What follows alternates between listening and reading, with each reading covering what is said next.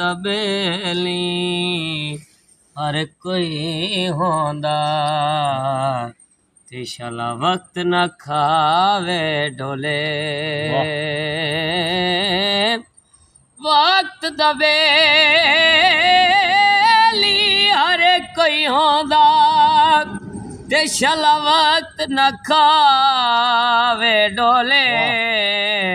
सजन सजन दुश्मन बनवेंदे जदा वक्त न पैंदे रोले और यार सलामत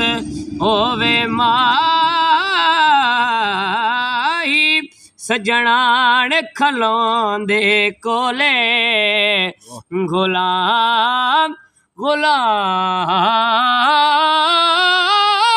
फरीदा सदा वक्त नहीं रांदे कदी मासाते कदी तोले।